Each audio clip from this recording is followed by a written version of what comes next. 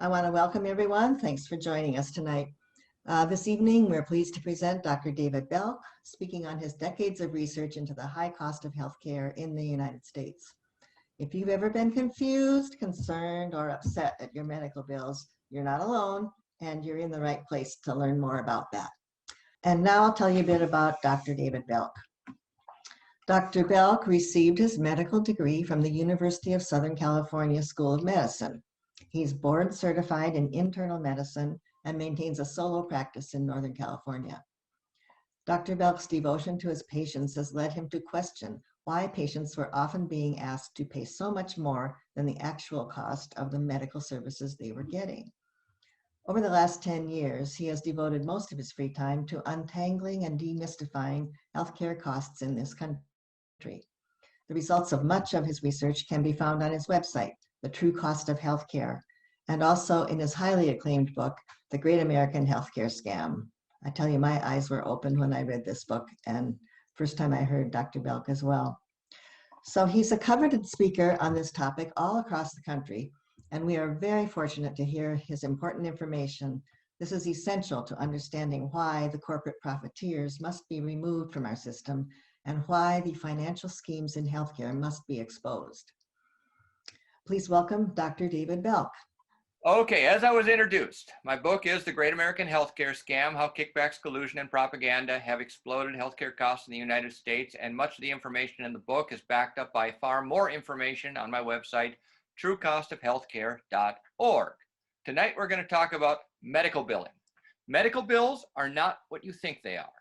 Now, one of the first things I always have to explain to people whenever I try to explain medical billing charges is that, for the most part, medical billing charges in this country are actually works of fiction, which is a little hard for people to understand. I mean, how can they be works of fiction? These are legal documents. Well, to show you exactly what I mean, I'm going to walk you through some actual medical billing statements along with the eventual payments. So this first one's one of my favorites.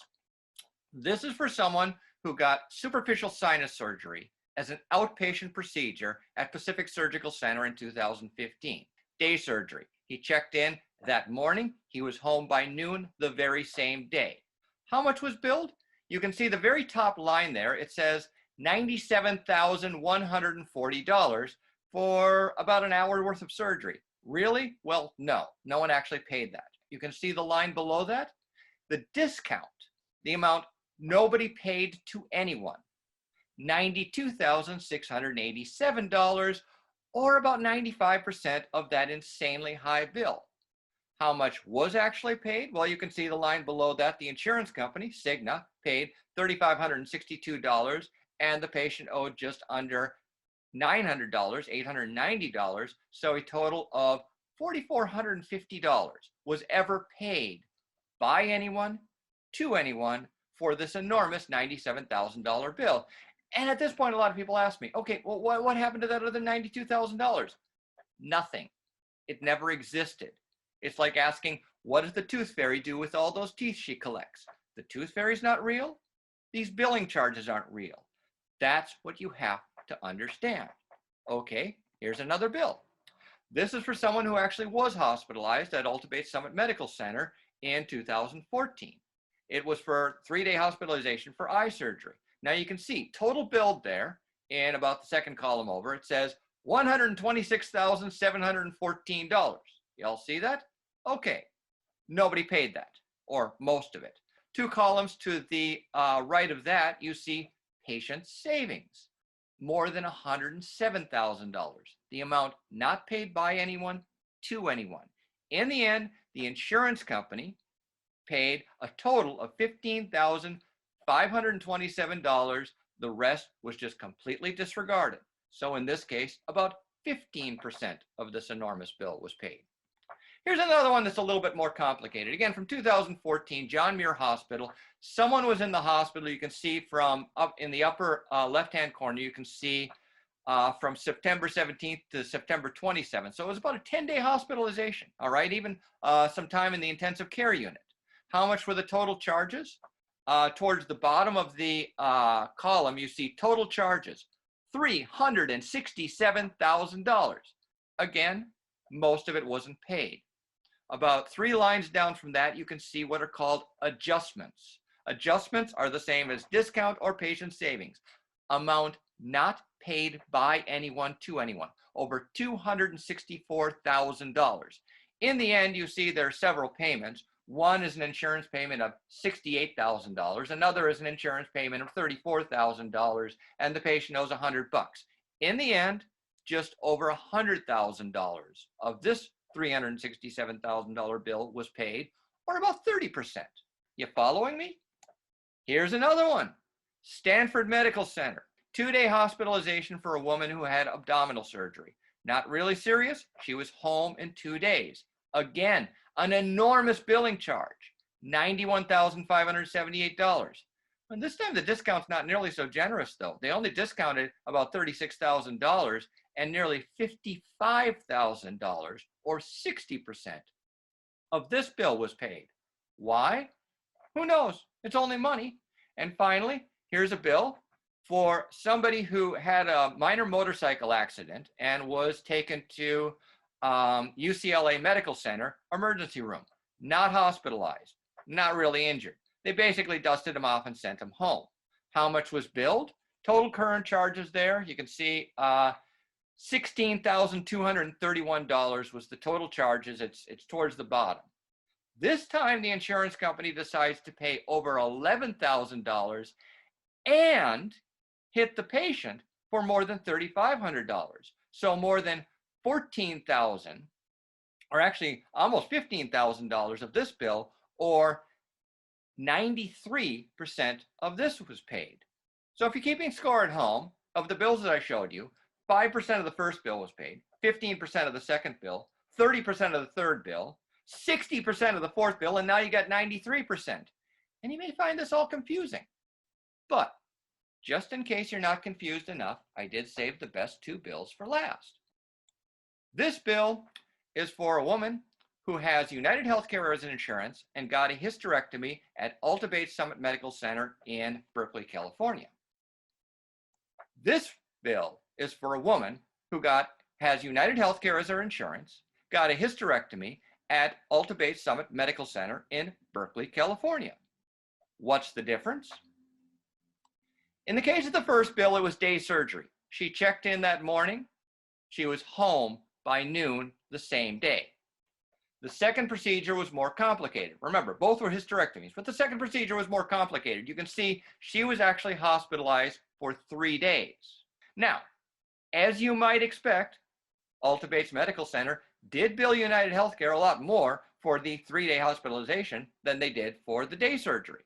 Under amount billed at the sort of bottom towards the left, you can see the total billing charge is $86,132 for the 3-day hospitalization, where it's only a paltry $41,150 for the patient who is home by noon the same day. Here's what you wouldn't expect though. United Healthcare agrees to a payment of more than 70% of the first bill. $29,000 is the amount United Healthcare agreed to pay for the person who was home by the same day. Whereas, if you look at this bill, the total paid between the patient and the insurance was just over $10,000 from the insurance and just under $3,000 from the patient, or just under $13,000. Less than half the amount was paid for the 3-day hospitalization for a hysterectomy by United Healthcare to Alta-Bates Hospital as was paid for the day surgery where the patient was home by noon the same day. What are we seeing here?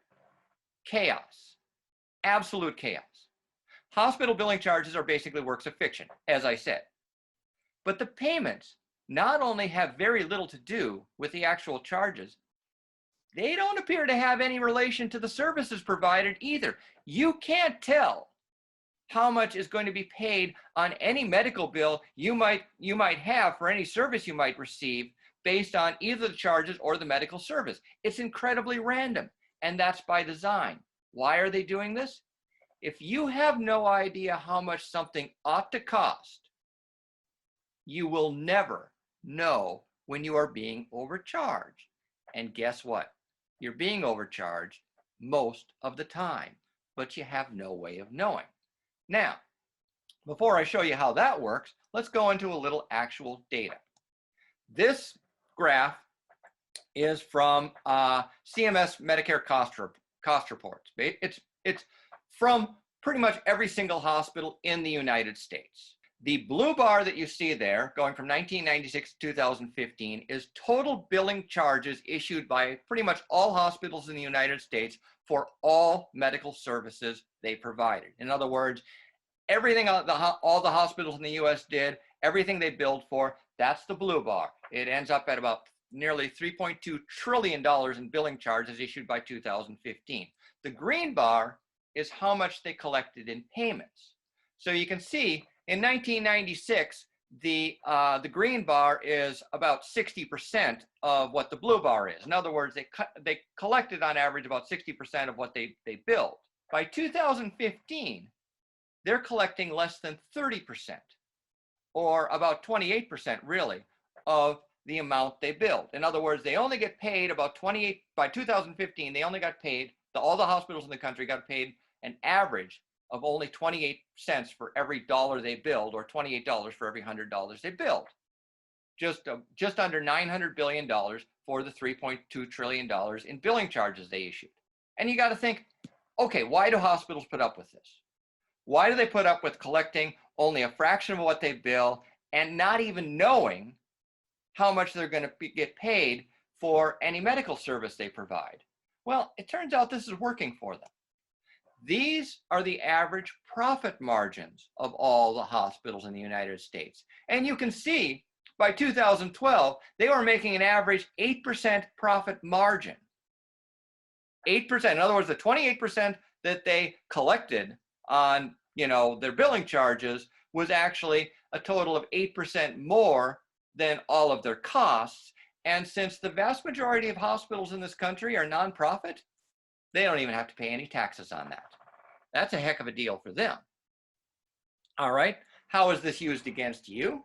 Well, there's a lot of examples that I give, but this is one of my favorite because this was in the Los Angeles Times, so you don't even have to take my word for it. All right, this is for a woman who got a CAT scan, an outpatient CT scan of her abdomen, and she got it in this Long Beach hospital. And the billing charge for the CAT scan, you can see there in the middle of the top line there, $6,707. That's how much they billed. It's a work of fiction, of course. She had insurance, Blue Shield of California, but she was on a high deductible, which means she had to pay everything the insurance company negotiated. How much did the insurance company negotiate? Well, they gave her a 67% discount, $2,336. Sounds like a deal? Well, she called up the hospital. She thought that was too much. She called up the hospital and asked, how much would this CAT scan, how much would this exact CT scan cost if I didn't have insurance and just paid cash? And they told her $1,054. The cash price for the CT scan was less than half the deal the insurance company got her. But how can you tell when you have a 67% discount if that's a really good deal or if they're totally scamming you? And this was in the Wall Street Journal in 2016, where the writer of this story called several hospitals throughout the country and compared the self-pay rate to the rate the insurance company would get you if you were on a high deductible. So an MRI of the foot, well, if you paid for it yourself, it's $379. If you let the insurance negotiate for you, it's $445. It's your money. The insurance company not only couldn't care less how much you spend when it's your money, it's actually to their advantage to pay more when it's your money. And because billing charges are so much above, so many times on average, what expected payments are, you can't tell if that 70% discount you got was a good deal or 3 times the actual price. And that's how they get you again and again and again. Now, you might think, okay, if the insurance company is constantly screwing me like this, well, maybe I can just go without insurance. Good luck with that. The hospital can cut you a deal if they want to. They're not obligated. This is a bill from someone named Jeff Cortan, who had a minor bicycling accident. He was taken by ambulance. He'd hit his head. He was taken by ambulance to Mercy San Juan Hospital in Sacramento, California. He was there for less than an hour. They gave him a CT scan, 5 stitches, tetanus shot, sent him home. Less than an hour. Billing charge for just the ER visit, $31,613. The Cortans didn't have insurance. The hospital was only willing to cut about 40% off that bill and say, well, if you pay us now, we'll take $18,000. That was the best deal they got them. Incidentally, I've gone over the financial records of all the hospitals. The amount Mercy San Juan collected for emergency room charges on average that year was only about 20% of what they billed. So the 60% that the Cortans were expected to pay was about 3 times as much as they usually collected. But the hospital has no obligation to offer you a good deal. And when you're getting acute medical care for a broken hip or a stroke or a heart attack, where you just can't go from hospital to hospital and ask about prices, you're basically stuck with whatever bills you get. You need the medical treatment now and worry about the bills later. That didn't work out so good for the Cortans, and it doesn't work out so good for a lot of people who don't have insurance and get caught up in any sort of medical emergency at all, even if it's minor. And this brings me to how this deal works so well for the insurance companies. I show you how it works for the hospitals, but the insurance companies basically are offering a protection racket. The service they offer is far less about paying for needed medical services than it is about protecting you from fictitious overbilling. Oh, you don't want to go through us? Here's your $95,000 bill for an hour of surgery. Good luck. It's you against the hospital. The insurance company at least represents you most of the time and cuts into that bill and pays their part, sometimes, not always. If you go without the insurance, though, how much is that going to cost you? On the other hand, how much does it really cost the insurance company to knock off huge amounts of the bill when that's all the hospital expects anyway? It's basically a no-cost service for them, but protects you from enormous financial catastrophes for even minor medical services. And so you think, okay, well, the insurance company may be negotiating pretty high when it's my money. And yeah, it's probably just a protection racket, but at least when it's their money, they're doing everything they can to save, right? Wrong. As universal middlemen, insurance companies always benefit from higher prices. It's in their interest to drive costs up. Why? They keep a fixed cut of every dollar that goes through them. The more dollars that go through them, the more their cut is, even if the percentage is fixed. In other words, the more everything costs, the more they keep. This is from the financial disclosures of the 7 largest for-profit health insurance companies between 2003 and 2017.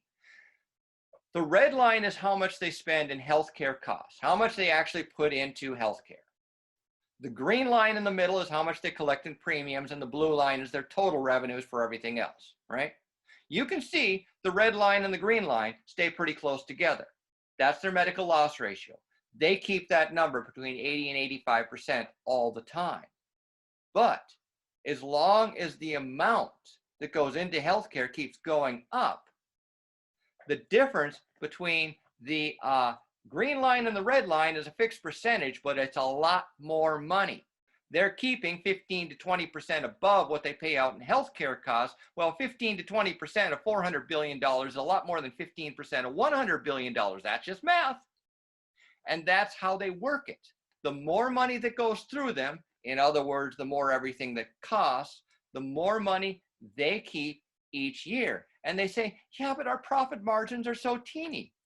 And in terms of fixed percentage, it is. This is the amount after all their administrative costs are paid, right? It only averages about 3 to 6%.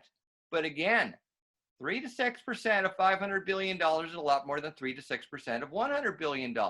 As long as you keep the revenue going up quickly, and as long as you engineered it in a way so that you can always keep your margins fixed, and they have a lot of leeway on how they negotiate those bills, then you will continually keep getting a larger and larger amount of money, even if the percentage itself is fixed. A small percentage of a huge amount of money is still a boatload of money. So you may be thinking, okay, but how does that play out in real life? Well, this is from all California hospitals between 1995 and 2016. These are the payments, the amount all California hospitals actually collected from each of the different types of payers. The yellow line is Medicare, how much they collected for each hospitalization for a Medicare patient on average. The green line is Medicaid, how much they collected for each, Medicaid person hospitalized. And the purple line, that's private insurance. Now, you can see in the 90s, up until about 2001, Medicare, Medicaid, and the private insurance companies each paid pretty much the same amount for a hospitalized patient. But then the insurance companies started to figure out, why are we being so stingy? And they started paying a higher and higher percentage over the last 2 decades, to the point where by 2016, private insurance companies on average were paying nearly twice as much for a hospitalized person as Medicare or Medicaid were. Now you got to think, Medicare covers the elderly and the disabled. Medicaid covers the poor. Who would cost more money on average? Who would have more expensive hospitalizations, more difficult, more complicated hospitalization? Someone who's elderly, disabled, or poor, or somebody who has private insurance? And most people with private insurance, are young, healthy, and get their insurance from their employer. It doesn't make a whole lot of sense that that a hospitalization for a privately insured would cost more than a hospitalization for a Medicare patient, unless the private insurance companies were deliberately spending more, dumping money to increase their costs, to increase their overall revenue. And here's the exact same statistics, Medicare, Medicaid, and private insurance, for each outpatient cost. It just shows you the same thing for the CT scans, ER visits, x-rays, blood tests, and everything that hospitals do. And it isn't just hospitals. I would love to give people the curious case of Patricia Bernstein. Patricia Bernstein is a patient of mine who suffers from migraine headaches. Fortunately, there's a medication that really works well for her migraine headache. She's been taking it for years. It's called rizatriptan. And even more fortunately, rizatriptan, it's generic Maxalt. It's been generic since about 2013. Okay, so it's been generic for a long time. In 2015, I gave Patricia Bernstein a prescription for 40 generic rizatriptan. About 2 hours later, she goes to the local Walgreens and they send me a fax. Oh, hey, rizatriptan is not covered by her insurance. We're sorry. Can you pick something else? I thought, come on, it's generic and she's been on this for years. It works well for her.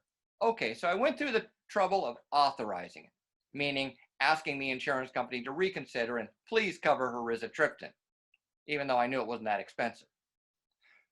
And by the way, she got this in writing. She asked them, okay, what would my cash price be if my insurance doesn't cover? They told her $1,490 for 40 pills, $37 a pill. So I went through the work of getting the insurance to cover it, quote unquote. And she goes back and they agree. They say, okay, we'll cover it. We'll let her buy it. And she goes back to the Walgreens the very next day and they say, well, it's covered, but you can only buy 10 pills and your copay is going to be $168, $16.80 a pill. And I told Patricia, forget about Walgreens, forget about your insurance. Go to Costco and tell them you don't have insurance. And what do you know? Costco sells her all 40 generic rizatriptan pills the next day for $41.21, $1 a pill. So to recap, Walgreens told her the cash price was $37 a pill, but with her insurance, it's only $16.80 a pill. Costco sold it to her for $1 a pill. Why? Rizatriptan's not very expensive. I mean, right now it costs about 50 cents a pill. Most generic medications aren't very expensive. And this brings me to one of the most poisonous myths in healthcare. Everybody believes that all prescription drugs in the US are really expensive. Some are, don't get me wrong. But since 2017, actually more than 87% of all prescriptions filled in the United States were for generic medications. The vast majority of generic medications sold in the United States cost pharmacies pennies per dose. So if your copay is high on that generic medication, odds are it's not the pharmaceutical company who's jacking up the price. It's the pharmacy with the help of your insurance company. But not knowing this means you'll never suspect when you're being overcharged. I do this all the time. I tell people, hey, how much do you pay for your blood pressure medication? Maybe amlodipine or lisinopril. They say, oh, well, it's cheap. I only have a $10 monthly copay. And I tell them, you know, you can get a whole year supply of that stuff for $30 at Costco, not Canada, Costco. But if it's a brand name medication, even if it's the exact same medication, if it's a brand name medication, it costs on average 100 times, not 100% more, 100 times as much. So generic atorvastatin, which is the generic form of Lipitor, you can get a 6-month supply for about $30. How much does the brand name cost? About $2,500, $2,500. $30 for the generic, $2,500 for the brand name. Viagra, they tell you, oh, you can get Viagra for $5 a pill. You can get Viagra for 30 cents a pill, okay? You can get 100 Viagra pills, or 40 cents. You can get 100 Viagra pills, you know, at Costco or, you know, a lot of discount pharmacies for about $41. The brand name stuff, $6,000 for 100 pills, same 100 pills. 100 times the price. But the vast majority of prescriptions filled in the United States are generic, not brand name, meaning the vast majority of prescriptions filled in the United States cost the pharmacies only a few pennies a dose. And when I say a few pennies, in many cases, it's less than 2 pennies per dose. So it's not that expensive unless your insurance company tells your pharmacy it should be expensive. So here's the problem, okay? Basic economics. They talk about free markets sometimes in healthcare, even though, as you can see, healthcare has nothing to do with the free market. But in a real free market, you're supposed to have buyers and sellers, right? And naturally, the buyer wants the lowest price he can get for any good or service, and the seller wants to charge the highest price because it's money. And they tend to meet in the middle with a negotiation, but he who has the most negotiating power can get his way, for the most part. In healthcare, you have a very different equation. In healthcare, you do have providers, which are basically the sellers, and you have consumers, who are the patients. And you have this universal negotiator, your insurance company, who negotiates all the prices. Here's the problem. The provider still wants the highest price he can get because it's money. However, the negotiator, your insurance company, also wants prices to be as high as possible. Now, how do they get together and arrange this without the consumer getting really, really angry? Simple.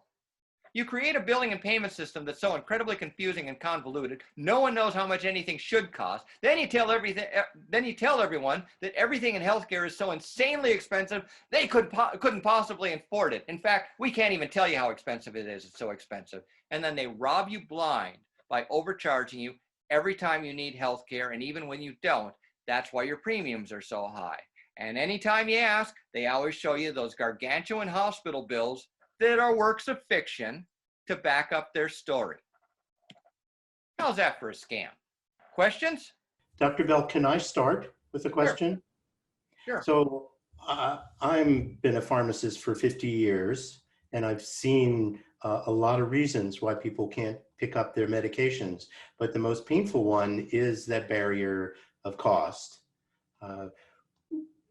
11 states around the country have been trying to have instituted some, like a piecemeal attack, a partial attack at limiting the cost of copayments for insulin, which would be asking states. Now, are you still a pharmacist?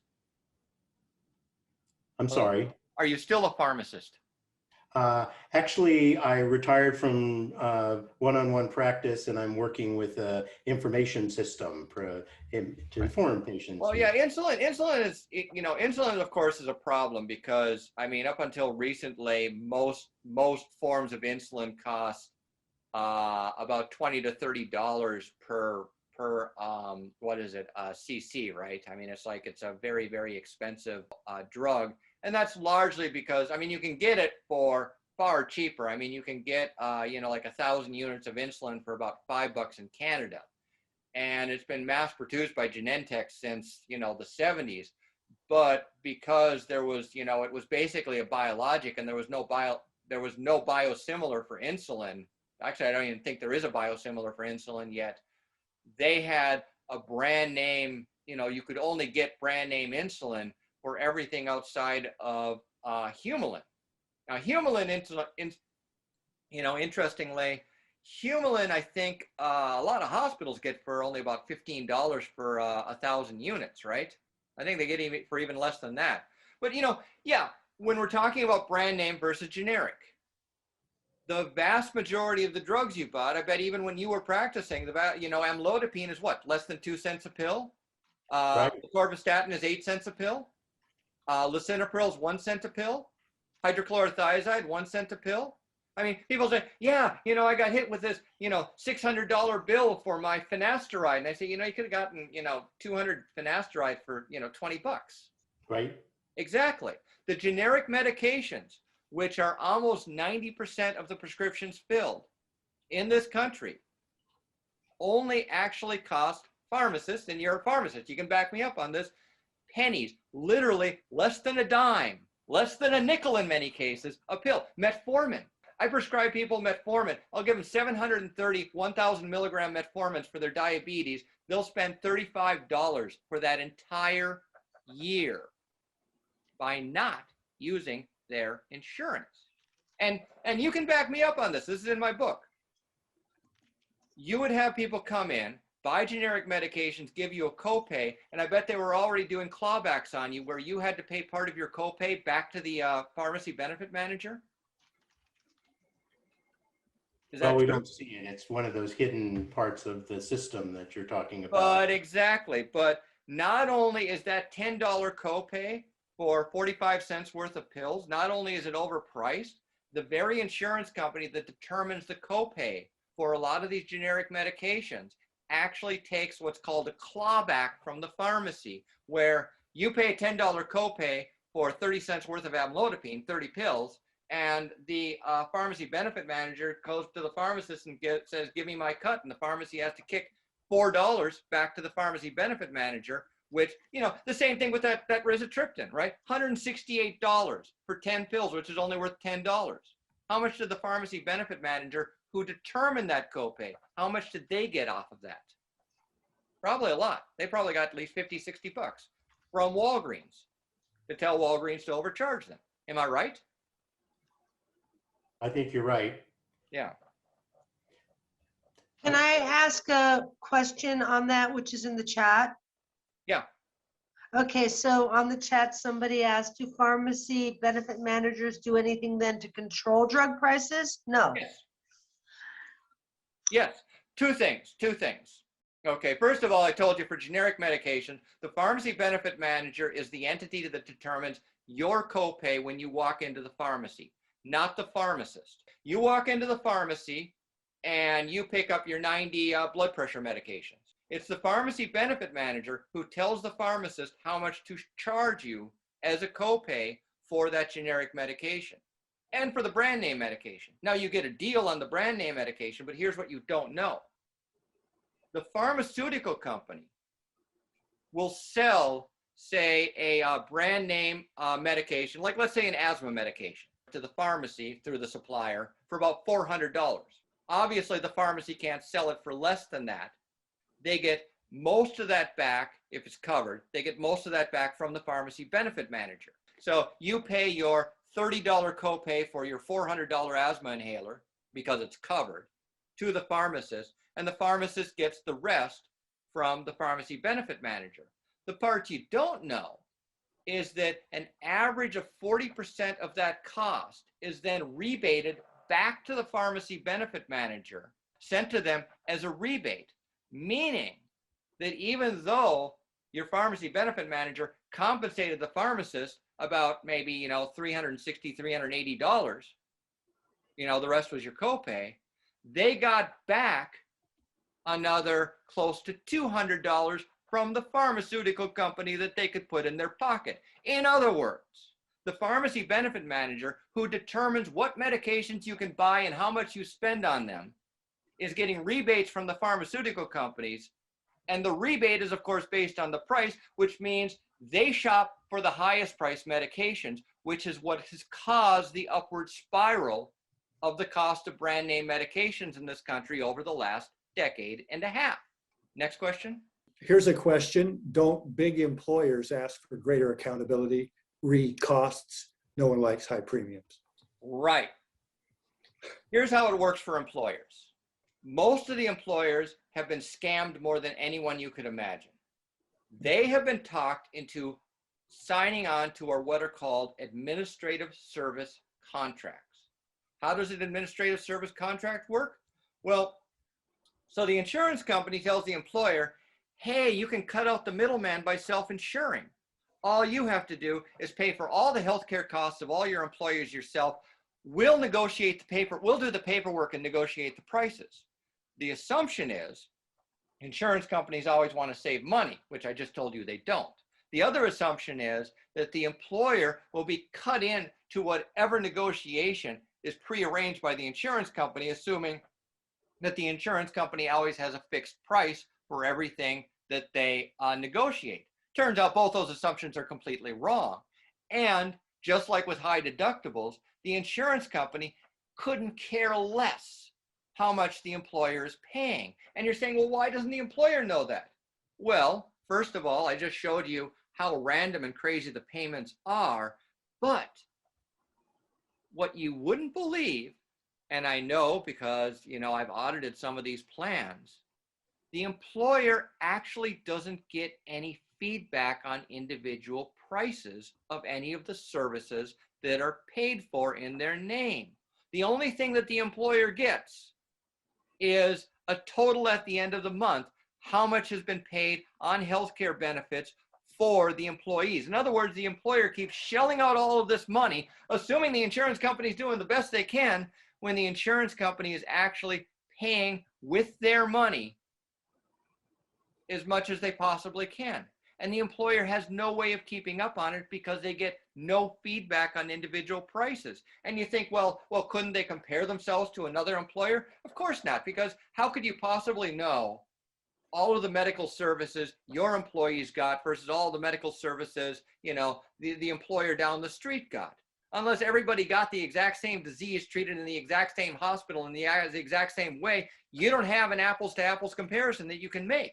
So the employers have absolutely no idea how much they are being robbed by these administrative service contracts. And yet 76% of all commercial, non-Medicare and Medicaid, of all commercial insurance plans, which are, most of the employer-sponsored ones, are not actual insurance, but administrative service contracts where the employer self-insures and is getting totally screwed by the insurance company because the insurance company stopped caring about how much they negotiate. I mean, that's a big part of that giant, leap in the purple line that I showed you on those graphs where part of it is because the insurance company wants to pay more, but part of it is because most of the time it's not their money at all. They couldn't care less at all. In fact, as I said, they always benefit from higher prices. They really benefit, so they really have no incentive at all to control costs for employer-sponsored insurance plans,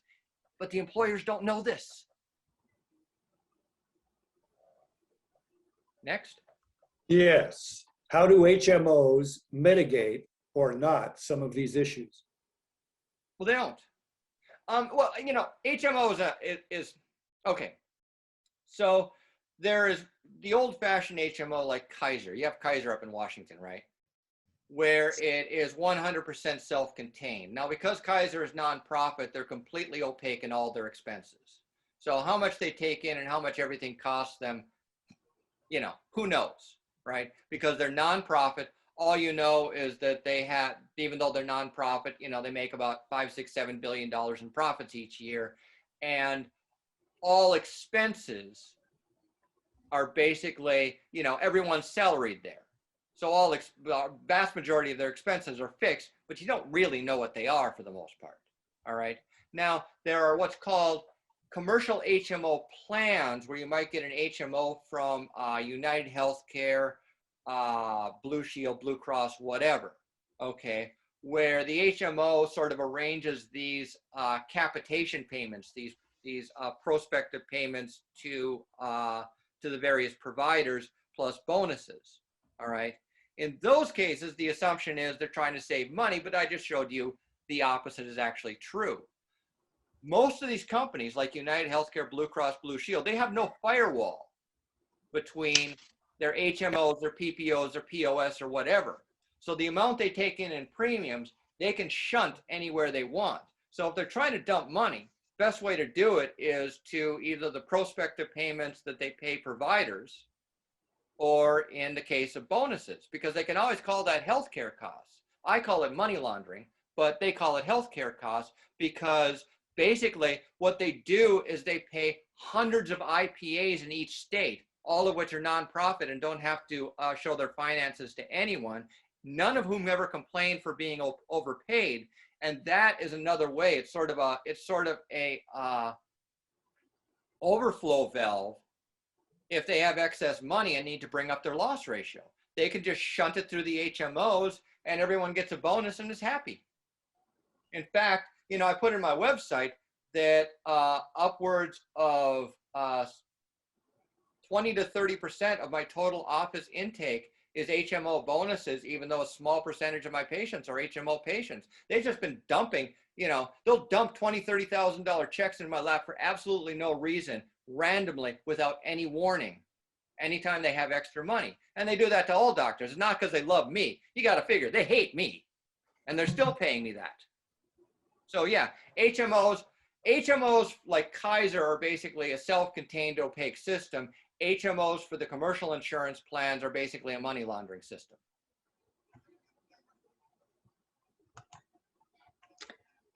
Okay, I think we have time for maybe a couple more questions. We also want to hear from Peter Lucas. I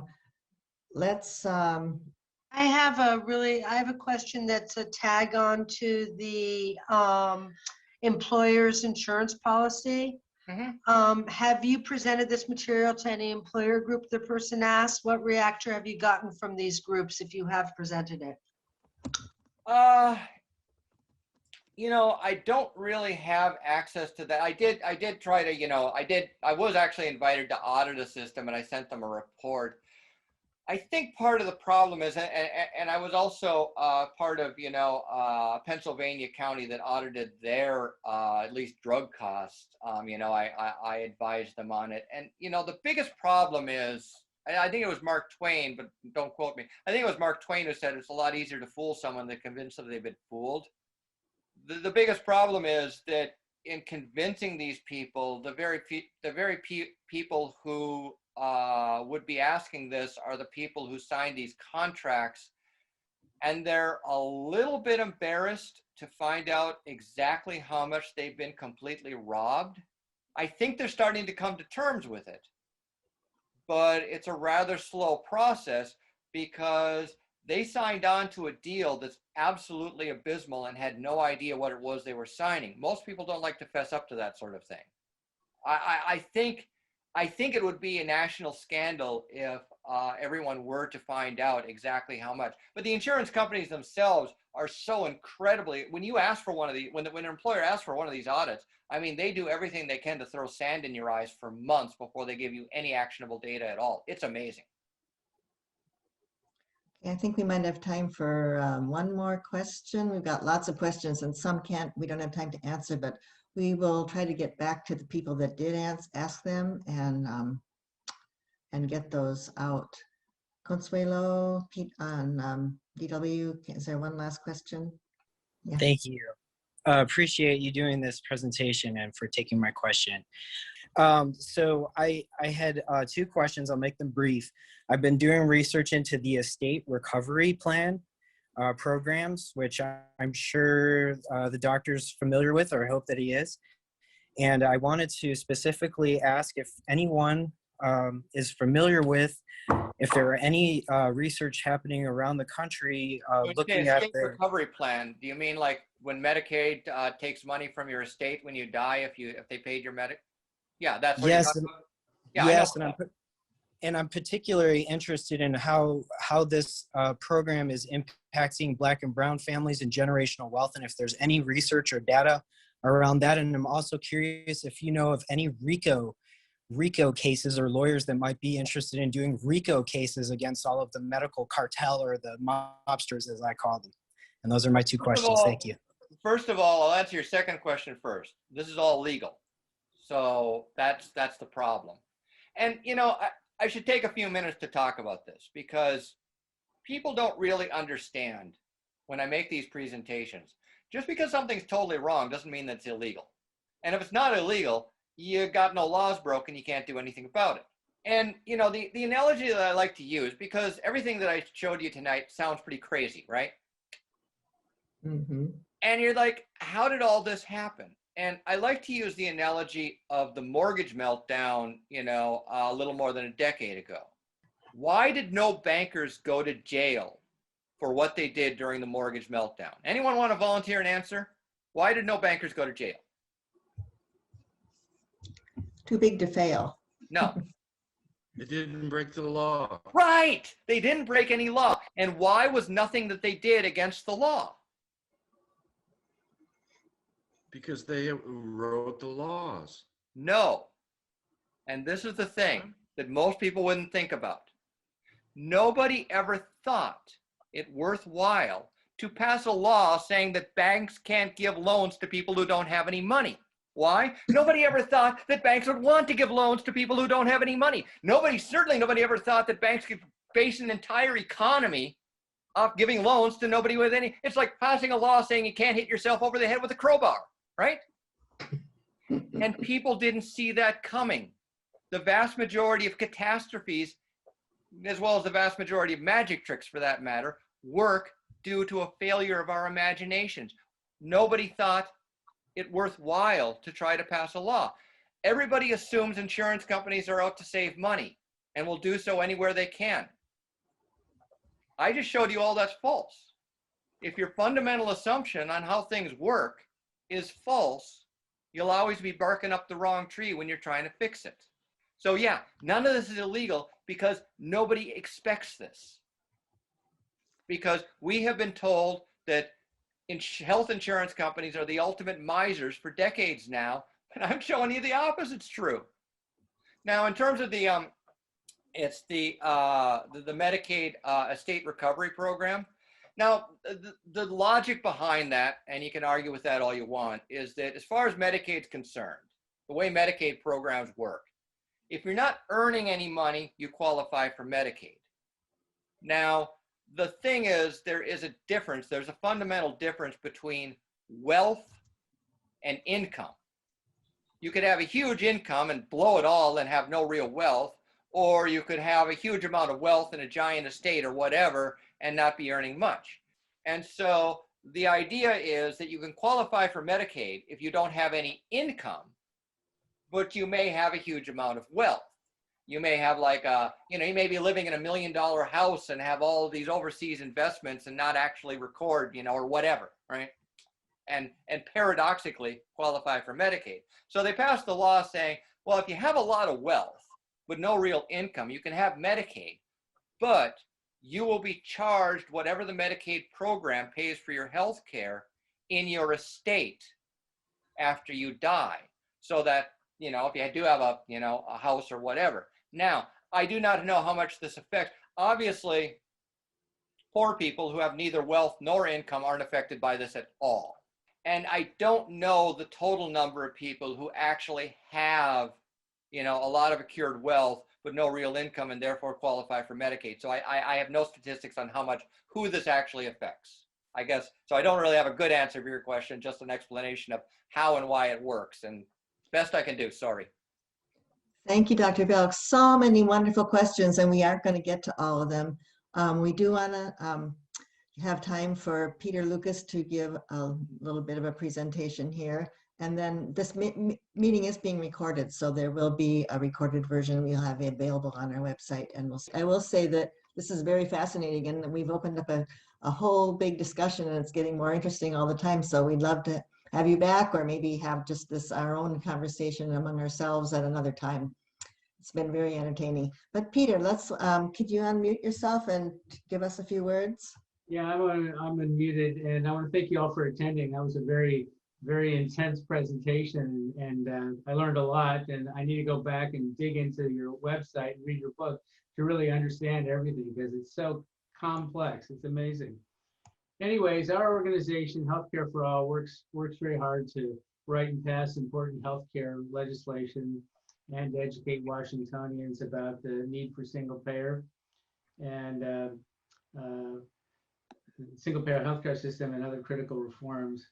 And this work is done by dedicated board members, volunteers, and supporters, paid staff, and it requires funds for our employees, for our office expenses, and for our outreach activities, such as tonight's excellent presentation by Dr. Belk.